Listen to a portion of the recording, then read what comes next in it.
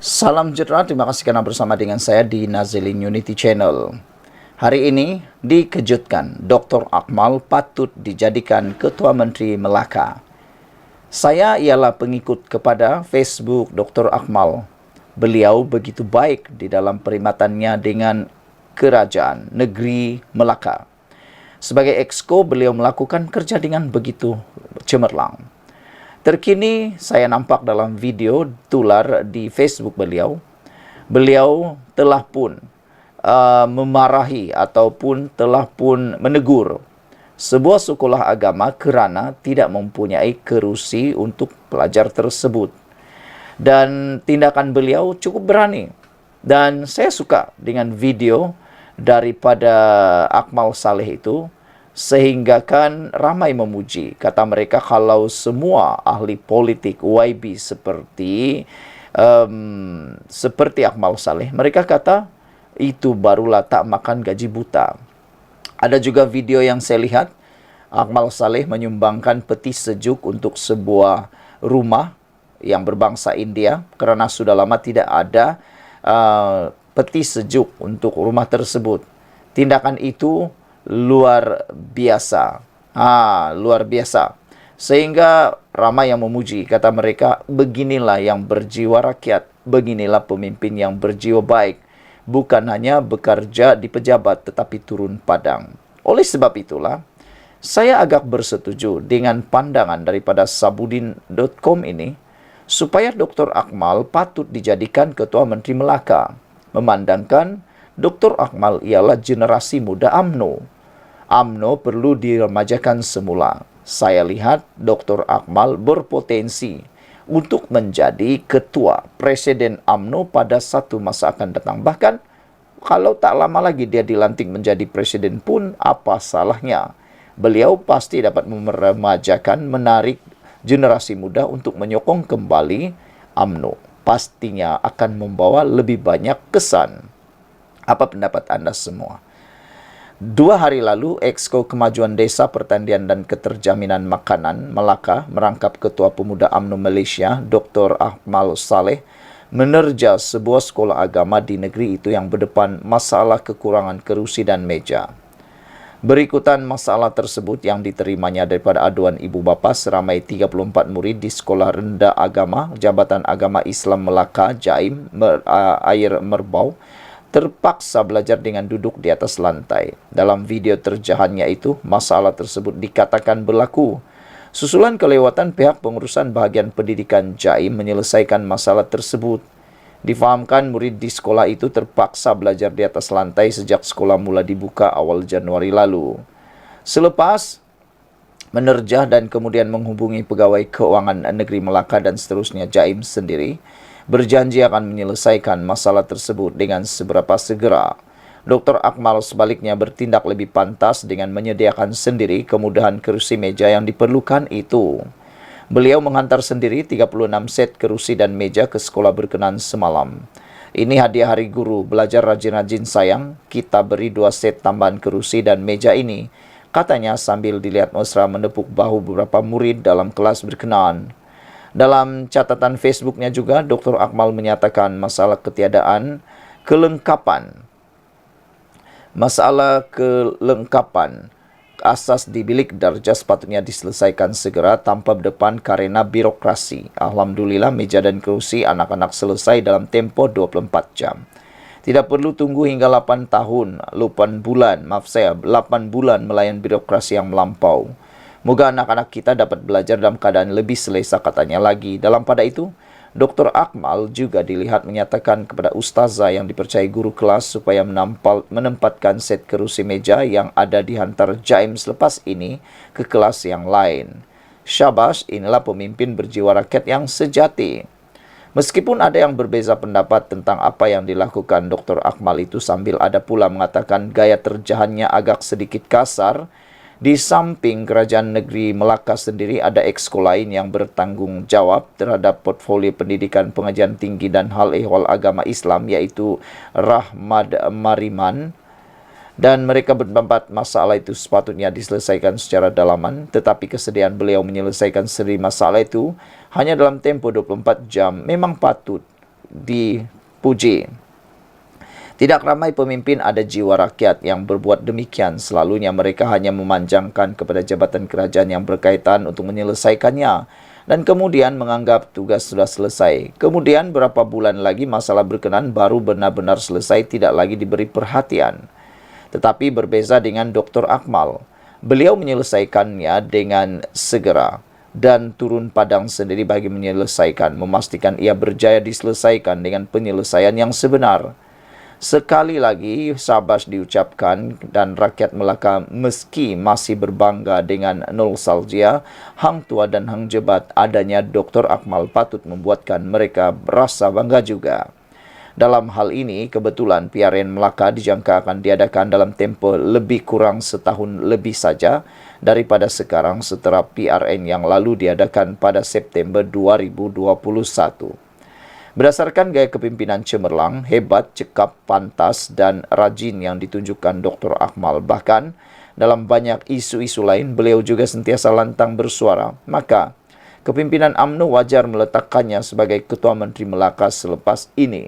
Bayangkan berapa banyak masalah rakyat di negeri Melaka akan selesai dengan cepat, sekaligus membuatkan rakyat lebih gembira jika beliau diletakkan menerajui kerajaan negeri. Sekian dulu untuk kali ini. Jangan lupa ikuti terus isu selepas ini. Salam sejahtera. Terima kasih karena bersama dengan saya di Nazilin Unity Channel. Saudara-saudara sekalian, ini keputusan terkini kes saman import telur untuk Azmin Ali. Sebelum kita teruskan laporan keputusan ini, jangan lupa tinggalkan komen Anda, tekan butang subscribe. Saudara-saudara sekalian, hari ini kes tentang saman import telur berkait dengan Azmin Ali. Ini kata daripada Azmin Ali. Pengakuan terkini daripada Azmin Ali yang memang agak melucukan dan juga mengejutkan kita semua. Azmin Ali kata tak sebut nama syarikat. Wah. Adun Hulu Klang, Azmin Ali memberi keterangan bahawa ceramah politiknya hanya bertanyakan tentang peranan ahli perniagaan Deepak Jaikinson dalam isu input telur dari India. Pemimpin bersatu itu dalam kenyataan saksinya bahawa ucapannya semasa ceramah pada 11 Mac tahun lepas tidak menyebut nama syarikat JNE Advanced Tech Sdn Bhd. Syarikat itu menyamannya atas dakwaan ketidakwajaran planatif dibenarkan oleh kerajaan untuk mengimport telur dari India. Menurut kenyataan saksi Azmin yang dibacakan oleh Mahkamah Tinggi Kuala Lumpur hari ini, bekas Menteri Perdagangan Antarabangsa dan Industri itu berkata, dia membangkitkan persoalan itu kerana terdapat gambar yang tular di media sosial tahun lepas yang didakwa menunjukkan Deepak dengan Menteri Pertanian dan Keselamatan Muhammad Sabu.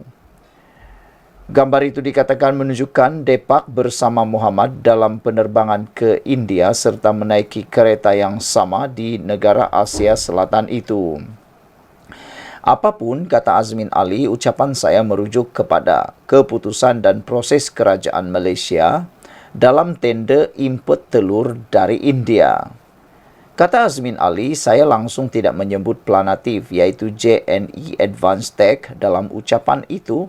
Malah saya tidak menyatakan atau menerangkan bahawa sebuah syarikat telah mendapat permit import dari India.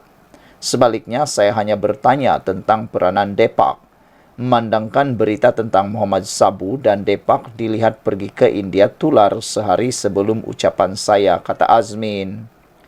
Semasa pemeriksaan balas oleh Peguam Planatif T. Gunaselan, Ketua Penerangan Perikatan Nasional PN itu mengulangi bahawa ucapan ceramahnya dikaitkan dengan kenyataan Muhammad di Parlimen awal tahun lepas.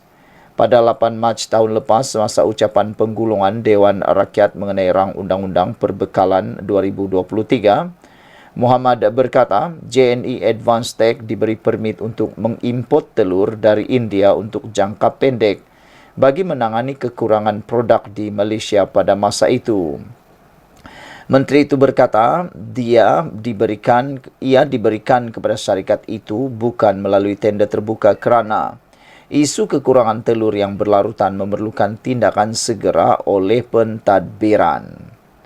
Pada akhir prosiding, Pesuruh Jaya Kehakiman Leong Wei Hong menetapkan 25 Julai untuk penghujahan lisan daripada pasukan undang-undang kedua-dua pihak. Leong mengarahkan pihak terlibat untuk menyatakan dalam hujahan bertulis mereka untuk difailkan sama ada Azmin yang merupakan wakil rakyat dilindungi oleh pembelaan keistimewaan yang layak untuk ucapan itu dan sama ada Ketua Pembangkang Negeri Bersatu itu mempunyai hak untuk membangkitkan isu takbir urus dalam proses perolehan. Awal tahun lepas, syarikat itu memfailkan tindakan fitnah berhubung ucapan Azmin. Dalam pernyataan pembelaannya, Azmin menafikan cuba memfitnah syarikat pengimport telur itu dengan menyatakan bahawa dia hanya mempersoalkan janji pentadbiran Anwar Ibrahim untuk tender terbuka untuk semua perolehan kerajaan. Defendant menyatakan bahawa ucapannya tidak pernah menyebut nama syarikat dan merujuk terus kepada kerajaan dan Depak.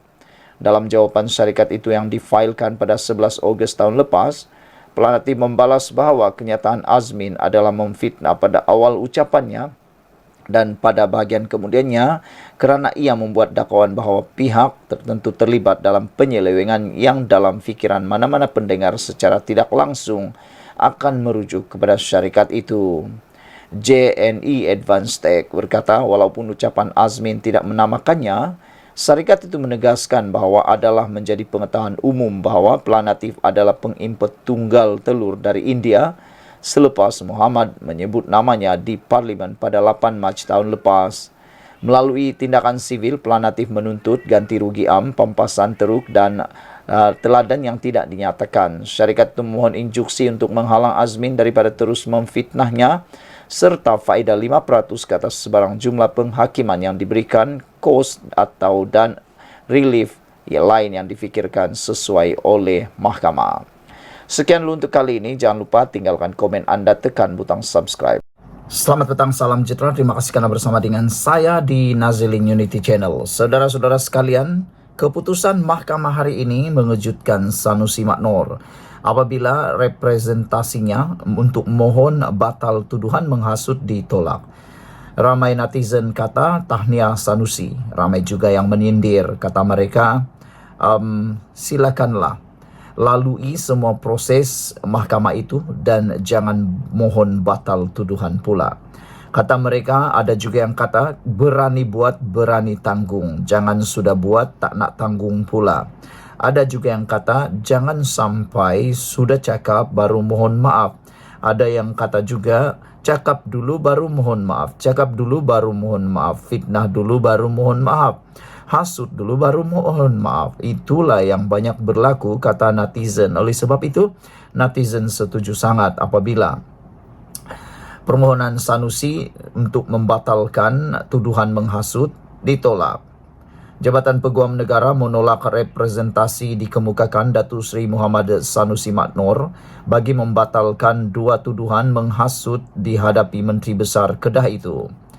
Timbalan Pendakwa Raya Datuk Masri Muhammad Daud mengesahkan perkembangan itu ketika sebutan kes di Mahkamah Tinggi di sini hari ini. Terdahulu 29 Februari lalu, Muhammad Sanusi mengekalkan pengakuan tidak bersalah di Mahkamah Tinggi atas dua tuduhan menyebut perkataan menghasut berkaitan yang di Pertuan Agong dan Sultan Selangor. Ahli jawatan kuasa PAS pusat itu dituduh melakukan kesalahan berkenan di Simpang 4 Taman Selayang Mutiara, Kampung Bendahara Gombak jam 11 malam 11 Julai tahun lalu. Muhammad Sanusi yang juga Ketua Pengarah Pilihan Raya Perikatan Nasional PM merangkap Ketua Jabatan Pilihan Raya PAS didakwa mengikut Seksyen 4 dalam kurungan 1 kurungan B Akta Hasutan 1948. Jika sabit kesalahan boleh dihukum mengikut Seksyen 4 dalam kurungan 1 Akta sama yang membawa hukuman denda hingga Rm5.000 atau penjara maksimum 3 tahun atau kedua-duanya sekali. Pertuduhan itu dibacakan semula selepas kes itu dibenar dipindahkan dari Mahkamah Session Selayang ke Mahkamah Tinggi di sini pada 1 Februari lalu. Saudara-saudara sekalian, ada netizen kata kalau betul Sanusi ini sabit kesalahan dan dihukum denda Rp5.000 atau penjara atau kedua-duanya sekali, mereka kata Sanusi bakal kehilangan jawatan Menteri Besar Kedah. Ini apabila Sanusi katalah dia kalah dalam kes ini dan dipenjarakan.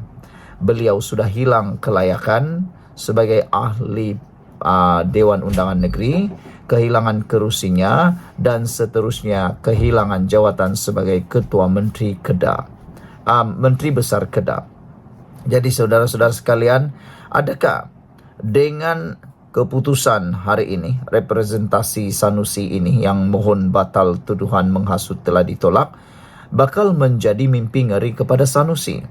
Adakah ini petanda bahawa Sanusi bakal menghadapi perkara yang paling beliau takuti, yaitu terpaksa dipecat atau terpaksa melepaskan jawatan kerana dihadapati kena mungkin akan dipenjarakan atau didenda lebih Rp5.000 atau Rp2.000 kalau didapati bersalah. Saudara, itulah seperti yang saya katakan sebentar tadi, berani buat, berani tanggung, kata netizen. Sekian dulu untuk kali ini, ikuti terus ulasan selepas ini.